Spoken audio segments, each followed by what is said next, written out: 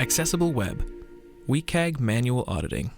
Success Criterion 4.1.2 Name Role Value using Ramps, Audit Grid, and Chrome extension. Let's jump in.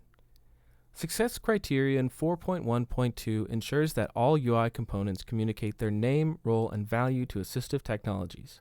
This helps screen readers and other tools accurately interpret controls on the page. First, Ramp automatically scans for issues related to name, role, and value. Review any issues flagged in the extension and assign remediation tasks if needed. To check iframe titles, activate the element highlighter to highlight all iframe elements. Inspect each iframe to ensure it has an accessible name or title attribute describing its purpose. If an iframe title is missing an accessible name, add a failure in Ramp. For native links, use the element highlighter to highlight all anchor elements. Check if any anchor is coded to function as something other than a link, for example, acting as a button.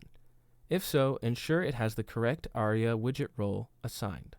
If the role is missing or incorrect, add a failure. For native widgets like button, input, select, or text area, highlight them using the element highlighter. Confirm they function as designed, for example, a button performs an action. If coded to function as something else, ensure they have the correct ARIA role. If the correct role is missing, add a failure. To check layout tables, highlight all table elements using the element highlighter. Identify if a table is used for layout rather than data presentation. If a layout table is found, inspect its code to confirm it is coded with role equals presentation. If not, add a failure in Ramp. Custom widgets often require additional testing to ensure they communicate their name, role, states, and properties effectively to assistive technologies.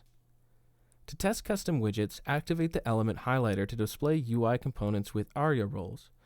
Check for any custom widgets not highlighted, as they may lack an ARIA role. Confirm that each custom widget correctly communicates its name, for example label, role, for example combo box, tab, or dialog, state, for example expanded or selected, value, for example slider, properties, for example required or disabled, and then cross-reference each widget against the WAI ARIA authoring practices to ensure it matches the W3C design patterns for its type. This ensures assistive technologies interpret and announce the component accurately. If any widget fails to communicate its name, role, state, value, or property properly, add a failure in Ramp. When implementing ARIA, use ARIA only when native HTML does not provide the required functionality. Follow W3C ARIA design practices for roles like tabs, sliders, menus, dialogues, and grids. Ensure ARIA attributes do not conflict with native semantics, and misuse can break accessibility. And that wraps up testing for Success Criterion 4.1.2. Now it's your turn. Test your site with Ramps Audit Grid.